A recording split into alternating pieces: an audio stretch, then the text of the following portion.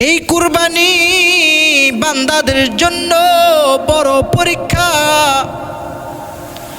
এই কুরবানি বান্দাদের জন্য তাকওয়ার পরীক্ষা।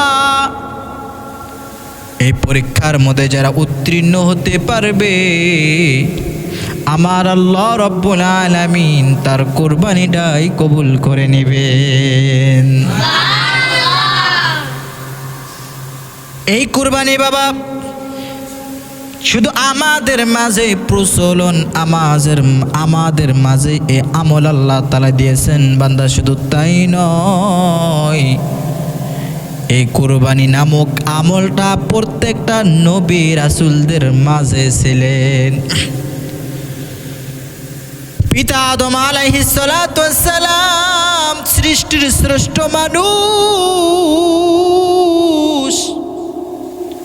সর্বপ্রথম আমার আল্লাহ রব্বুল আলামিন আদম নবী হাওয়া আলাইহিস সালাতু ওয়াস সালামকে,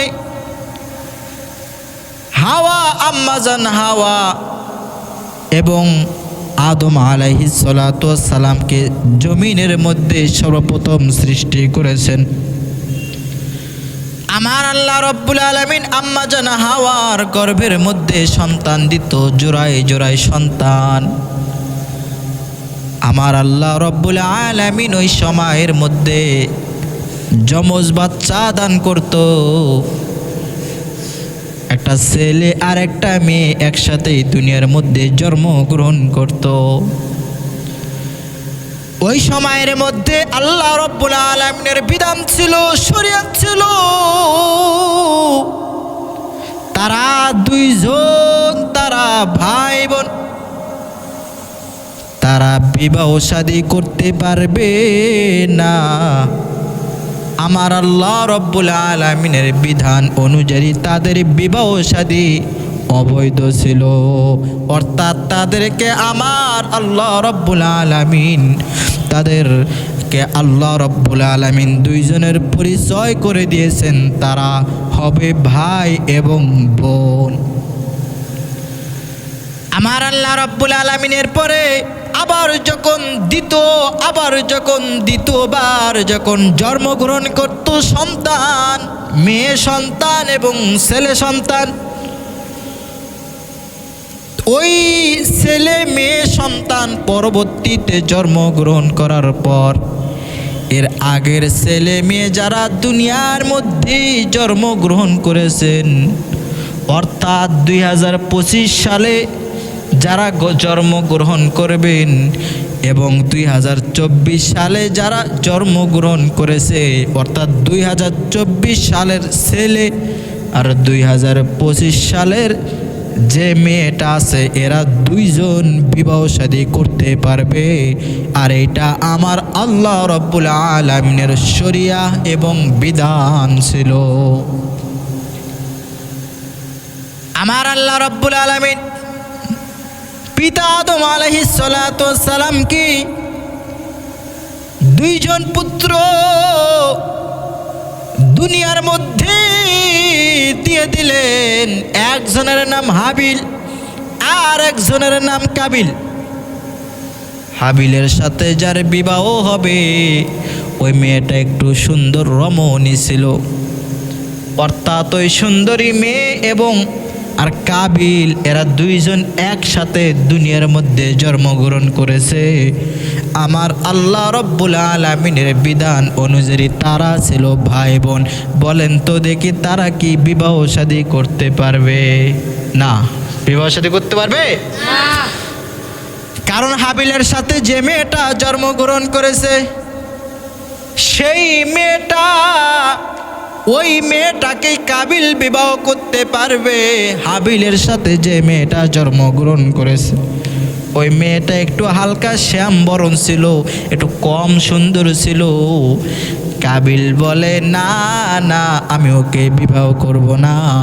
কাবিলের সাথে যে জন্মগ্রহণ যে মেয়েটা করেছে ওই মেয়েকে বিবাহ করতে চায়। বলেন নাউজুবিল্লাহ। পিতা আদম আলাইহিস সালাতু ওয়াস সালামকে দুই পুত্রকে বুঝায় বলে, ও পুত্র সন্তান,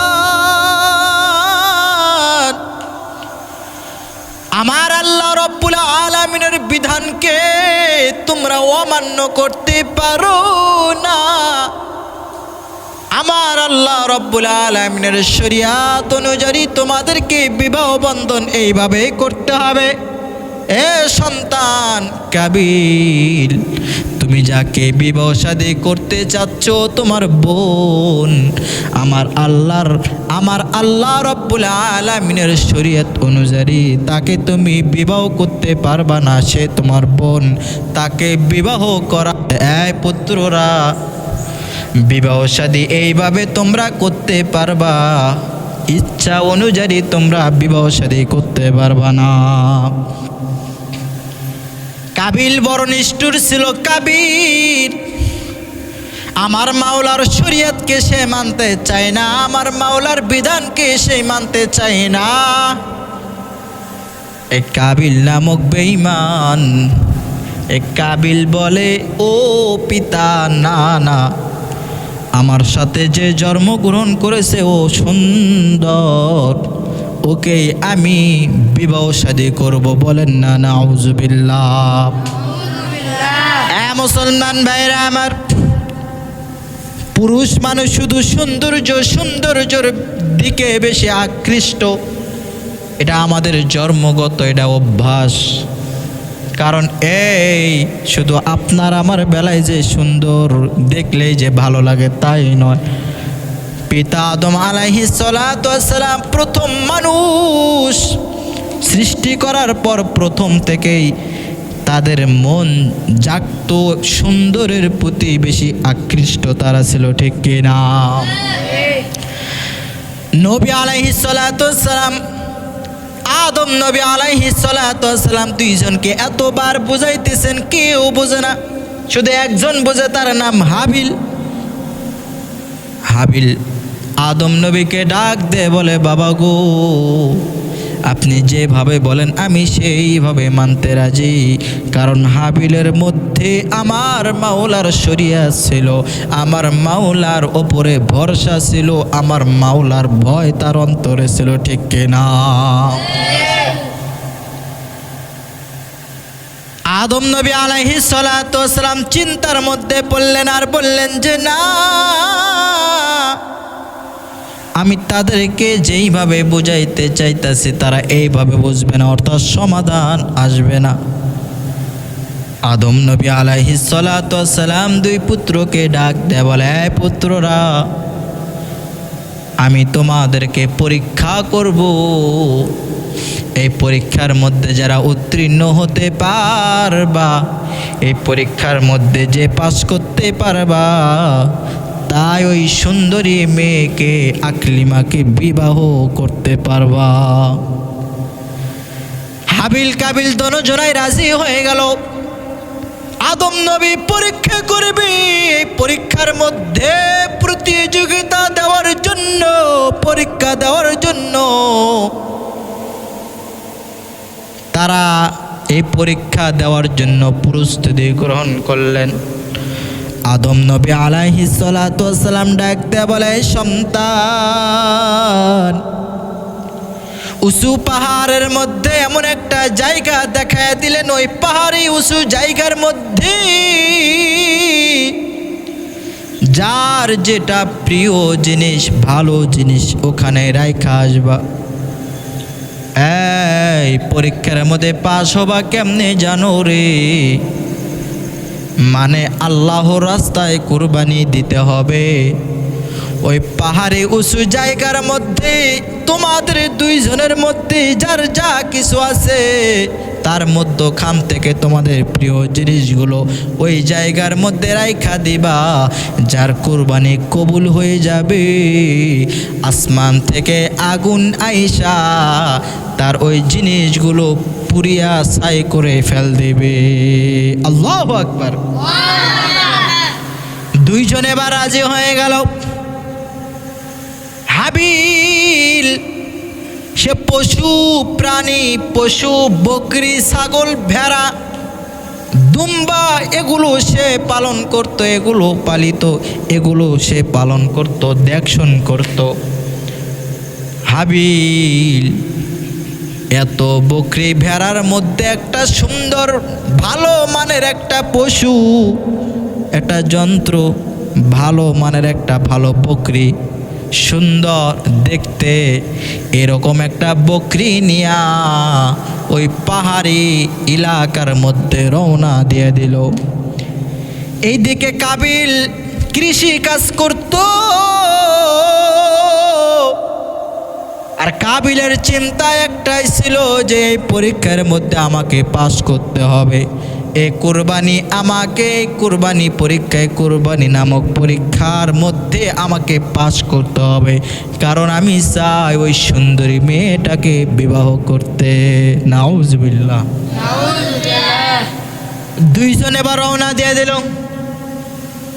পাহাড়ি উঁচু জায়গার মধ্যে একজনের সুন্দর একটা পশু হাবিলের বকরি দ্বারা রেখা দিলেন, আর কাবিলের কি নিয়ে গেছিল জানেননি? গম, কৃষি, আটা, এগুলো নিয়ে যা ওই উঁচু জায়গার মধ্যে রেখা দিল। দুই ভাই মিলে আবার বাড়ির মধ্যে চলে আসলেন।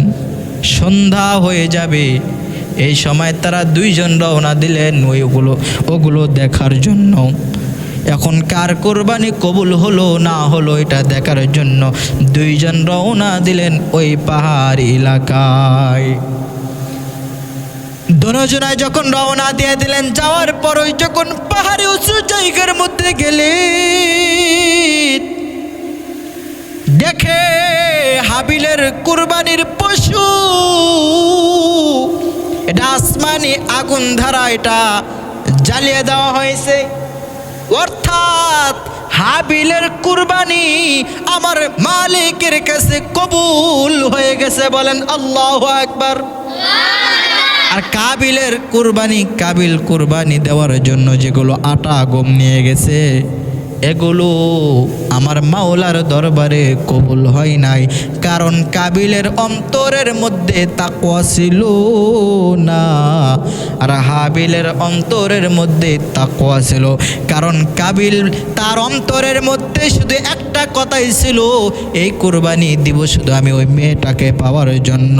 আর হাবিল কুরবানি দিয়েছে আমার আল্লাহ রব্বুল আলামিনের বিধানকে মানার জন্য। আমার আল্লাহ রব্বুল আলামিনের সত্য এই শরিয়াতকে মানতে গিয়ে আমার আল্লাহ রব্বুল আলামিনের উপর ভরসা কইরা তার অন্তরে তাকওয়া রাইখা তার কুরবানি দেওয়ার জন্য ওখানে পশুখানা রাইখা দিয়েছেন। এই জন্য ওই হাবিলের কুরবানি মালিকের দরবারে কবুল হয়ে গেছে। কাবিল বড় আশ্চর্য হয়ে গেল। কাবিল বলে, কাবিলের মতো বেঈমান বলে কি জানেননি, এটা কুরবানি আমি মানি না। নাউজুবিল্লাহ বলে।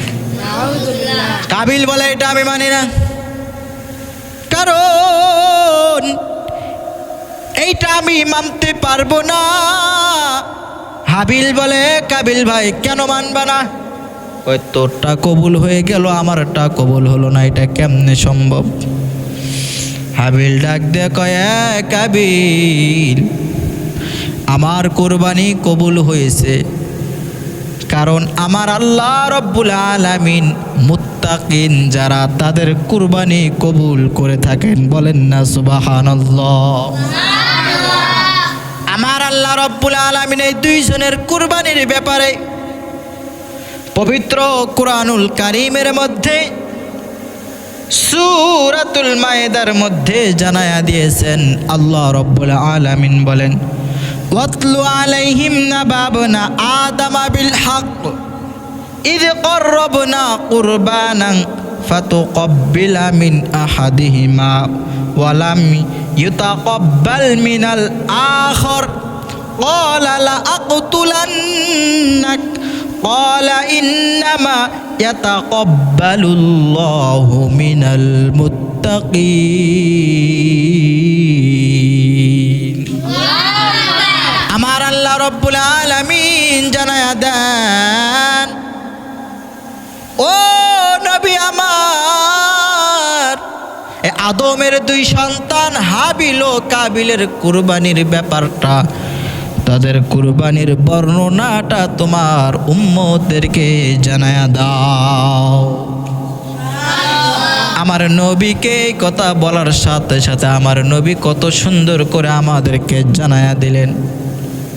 আল্লাহ রাব্বুল আলামিন কুরআনুল কারীমের মধ্যে বলেছেন, একজনের কুরবানি কবুল হলো, অপরজনের কুরবানি কবুল হইল না। একজন আমার আল্লাহর নৈকট্য লাভ করতে পারলো, আর একজন আল্লাহর নৈকট্য লাভ করতে পারে নাই। হাবিল যখন কুরবানি হাবিলের কবুল হইল, কাবিল এবার রাগান্বিত হয়ে গেছে। রাগের ঠেলায় বলে কি জানেন?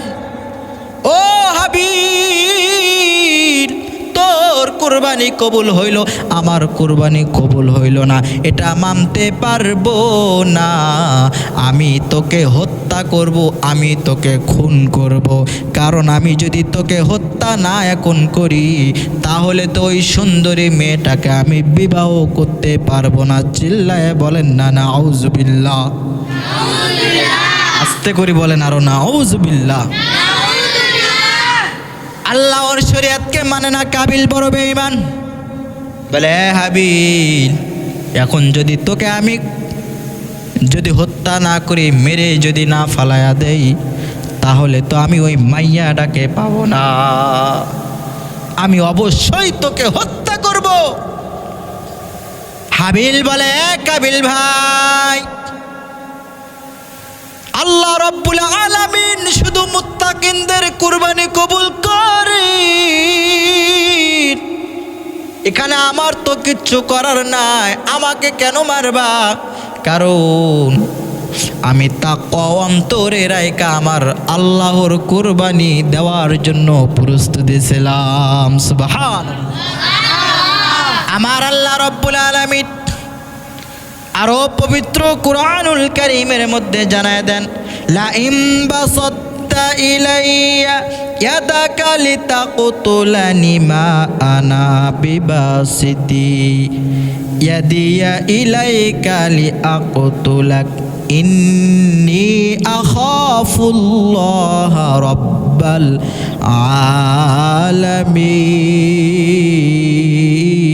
আলামিন। আমার আল্লাহ রাব্বুল আলামিন বলেন, কাবিল বলে, আমি তোমাকে হত্যা করব। হাবিল জানায়া দিতেছে, তুমি যদি হত্যা করো রে কাবিল ভাই, আমি আমার মাওলাকে সাক্ষী রেখে